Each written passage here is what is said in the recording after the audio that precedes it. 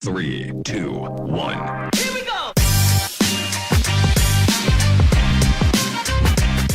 Hello guys, what is up and welcome back to the Sports Shift with me, Ian Marquez. Week 17 was full of action and today we're going to be recapping all the major games from this weekend and seeing what it means for the Premier League going forward. So starting off with the early Saturday game, and as usual it was an interesting result. Saturday game is never predictable, that first game of the week. It saw Manchester City going to Aston Villa and Aston Villa with a commanding 2-1 win over Manchester City. The scoreline did not do it justice. Man City with a late goal, then trying to make a push for equaliser, but they just never had it. Aston Villa seemed to dominate this game from start to finish, and questions remain for Manchester City. One of the more surprising results, although Nottingham Forest are flying high, Brentford at home. Their resounding home form this season. People thought, including myself, thought Brentford would take command of this game. Nottingham Forest were solid, they took their chances, and they kept a clean sheet away to Brentford, which is very uncommon. Most teams have been unable to do so, and they ended Brentford's unbeaten run at home. Another team that has been struggling away from home is Newcastle, but that was not the case this weekend. A resounding 4-0 win away to Ipswich, and what they haven't been doing, which is what they should be doing, is putting teams away that are inferior to them. No offense to Ipswich, but Newcastle has been in flying form, and that form continued with a 4-0 win. Isaac with a goal and assist, taking control. Jacob Murphy, industrial as always, being useful, and Newcastle are finding their feet, putting wins together, and I think they will put up a good fight for the Champions League. We have West Ham at home to Brighton. Brighton, a well-known attack that usually is pretty clinical, has been struggling lately. West Ham have been finding their feet, and once more they come away without a defeat. Lopetegui is holding on to that job. Meanwhile, Brighton, a very leaky defense, but that's nothing new. However, they've been having trouble scoring, which is pretty rare. João Pedro has been on the fringe of games, and the wingers, the likes of Mitoma, Adingra, Minta, they haven't been able to really take command and create as many opportunities as Brighton would like. Maybe they're missing Danny Welbeck, who has had some fitness issues lately. I don't know, but questions remain about Brighton. Crystal Palace at home to Arsenal. A London derby. North London team heading to South London. Well, Arsenal prevailed in resounding fashion. If many thought that the midweek game was just due to the rotation of sides, Arsenal put those questions to bed with a 5-1 win away to Newcastle. Gabriel Jesus should have had a hat-trick. He was back with 2 goals. That's 5 goals in the last 2 games, both against Crystal Palace. We also had goals from Havertz, Martinelli, and Declan Rice to put a resounding win back on the books for Arsenal after a couple uneasy draws over recent weeks. They're back to winning ways.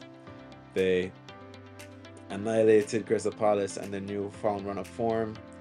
Crystal Palace will look to regroup and come again against Bournemouth, and Arsenal continue to keep their names in the hat. I don't think they're title contenders, but if they stay in the race till late, you never know what happens, so we'll see.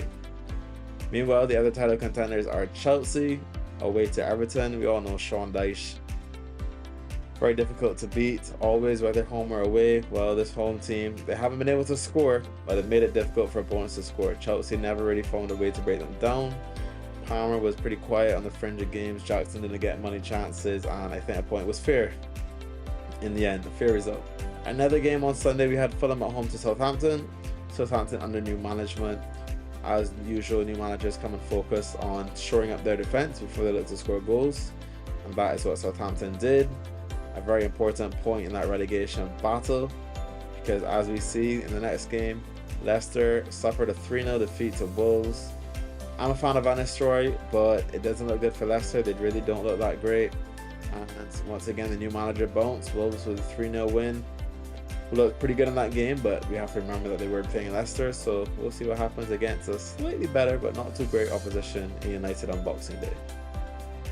Then we have United at home to Bournemouth, and United's woes continue. They give away the softest chances, and they don't ever make teams work for their chances, and then they give them some simple chances. Mazraoui with a questionable challenge to give away a penalty, and once it went to 2-0, it basically put the game to bed. The only player that got a lot of chances was Bruno. He wasn't on his game. Ahmad had a couple of chances outside the box, but he also wasn't saying much. And work is still needed for Manchester United. Like, they do create some chances, however, they give away the softest chances. They don't make teams work to score. And in the Premier League, teams will hurt you if you give them the opportunity. Now, to finish off the games on Super Sunday, we have the annihilation of Tottenham Hotspur at home to Liverpool. Liverpool scoring 6 goals. 6-3, it feels like a FIFA scoreline. And Liverpool continue their dominance atop the Premier League. Salah, Szoboszlai, all in fine form, trying to do some assists. And although Spurs did have a couple moments, including Maddison's goal, it was really well worth goal. Questions remain about that defense. It is shocking, it is loose to even allow Man United to score 3. And I don't know, Spurs are the most entertaining thing to watch because it's end to end. You know there will be goals, but they've just not been getting the results. So we'll see what happens there. Will the things change for Spurs? Hopefully things don't change for Liverpool in the case of Liverpool fans. And that concludes this weekend's fixtures. So who was the upset of the week?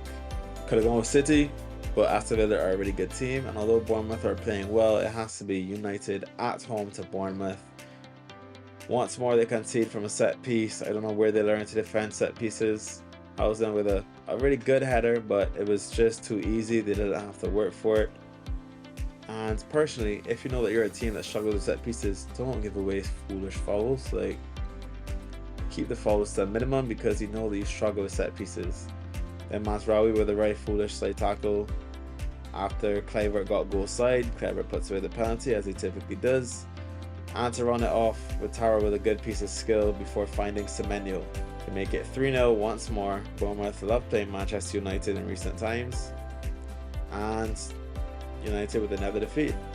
After they beat City, they dropped 2 games, one to Spurs, one to Bournemouth. They conceded 7 goals in those 2 games.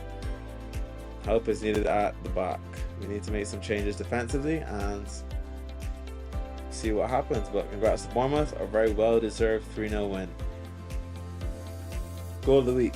Even though they conceded 5, Ismaila Sarr's far post finish against Arsenal is my goal of the week. It was a resounding piece of quality. Open up his body and place it far post. Raya had no chance. And he's been in fine form, man. Ismaila Sarr has been scoring goals. He's a bit wasteful, does get quite a few chances, but he's been playing with quality, and that is my goal of the week. I know there are the few contenders. Maddison's goal for Spurs was really good, but for me personally, I'm going with Ismaila Sarr. Player of the week. Well, it comes down to 2 players to me. It's Gabi Jesus, scored 2 goals against Palace. Not talking about his midweek game, talking about the weekend game. And Mohamed Salah annihilating Spurs. Personally, I think I go for Salah due to the significance of the game, but it's good to see Jesus back in the goals after his hiatus, basically, because it's been a while since he's even got any minutes, far less scored. So let me know who you guys think is the player of the week. Well, that's going to conclude this episode. We're going to look forward to Christmas and the Boxing Day games. Otherwise, I'll see you guys later.